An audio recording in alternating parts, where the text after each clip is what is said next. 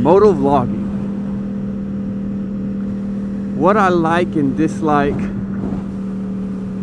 about my first 3 or 4 months of motovlogging. Ah, good topic, eh? Let's roll with this one. He be rolling down the...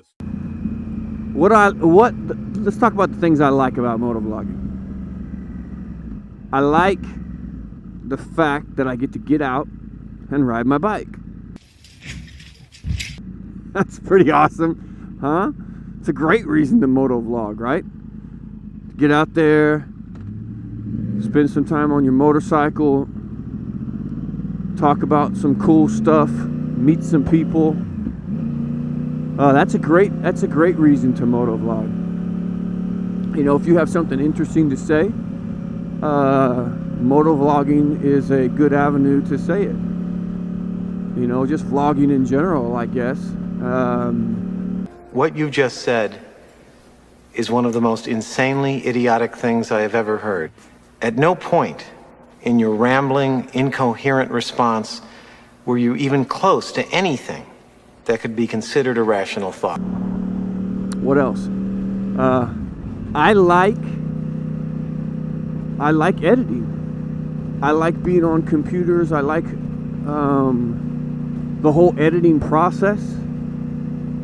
I really enjoy that. You know, I like being creative and trying to go through the process of presenting an idea or a subject and hoping that, you know, it can garner some views and it's interesting enough so that people will want to watch it and watch it for an extended period of time. So that's something else that's good about motovlogging. When I think you couldn't possibly be any dumber. You go and do something like this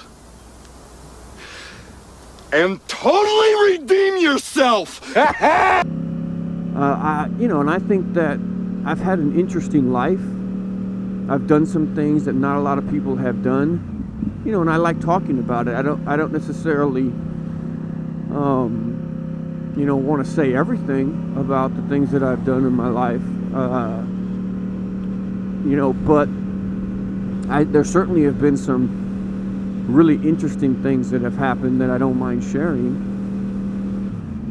So that's a cool thing about motovlogging, right? You know, being out on the road and seeing strange things happen, seeing the different types of people that you run into while filming on your motorcycle is pretty cool.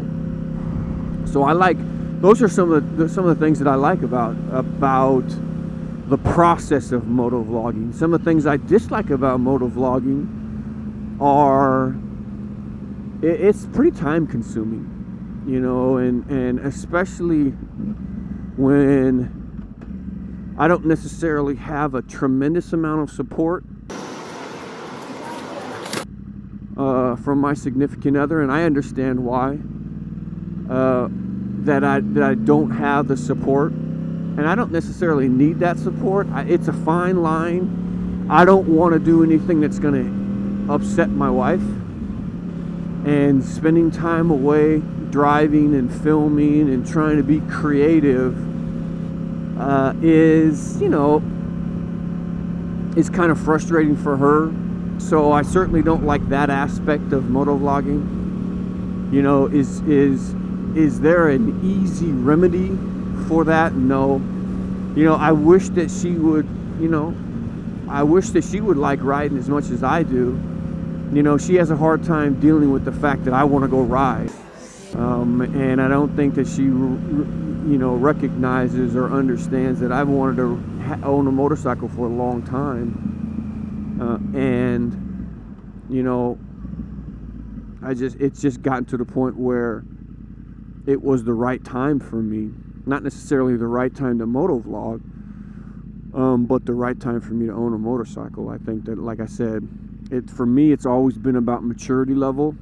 you know, and me being in the right mindset and the right frame of mind, and I feel that I'm certainly at that point right now.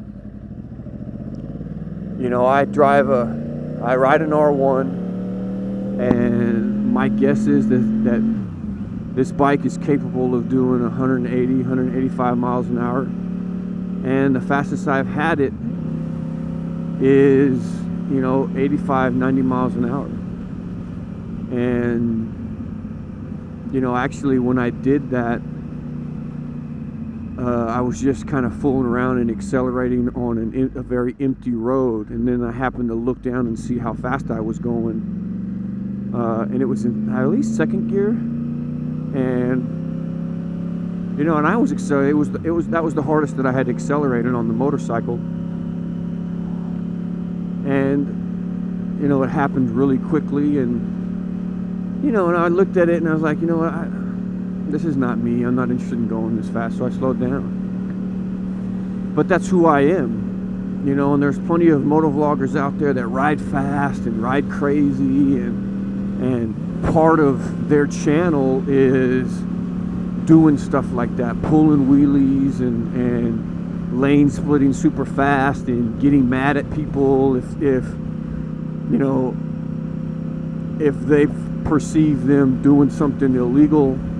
You know, that's one of the things I dislike about motovlogging and motovloggers in general, is they're very hypocritical. Very hypocritical. You know, the same guys that are riding wheelies and speeding on highways are the same guys that will bitch and moan to somebody who's on the phone, you know, and complain that they're not driving safe. And just 10 minutes prior, you were going 140 miles an hour on the highway.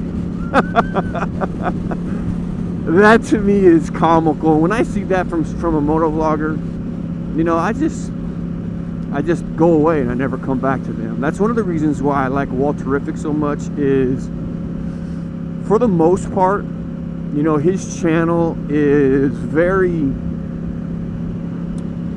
laid back with regards to speeding, and you know, there's a couple places on roads that he specifically likes where he likes to go fast.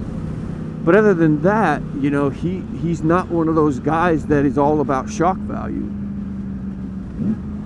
You know, that's not who he is. And you know, so there are motovloggers like that I watch. You know, and then there are some motovloggers that I'll watch because their motorcycling skill set is really ridiculous. It's really good. And I know that I'll never push my limits or ever try and get to that spot, a skill set. I'm not interested in doing that. So I'll watch them and I'll watch them drive crazy for a little bit, and then I got my fill of it, and then I'll move on. What in the world is going on here? So, what else do I dislike about motovlogging? Let's see. Growing a channel is kind of challenging. You know, I believe I make good content. You know, and growing, there's a lot of motovloggers out there. There's a lot of guys that are in this space. There's some guys that do some really good stuff, and there's some guys that do some really bad stuff. Hey, Ron. Hey, Billy. You know, there's some gals that are both good and bad. And it's a very saturated space on the YouTube environment. And you know, so growing a channel and spending the time to grow the channel is difficult, but it is what it is. I'm not in it to make money. You know, I'm in it to you know, tell some funny stories and you know, show some, you know, pass some positivity, to be quite frank. You know, I think that I'm a good dude, and I think that, you know, to have a message like that, to be able to send a positive message out into the world is good.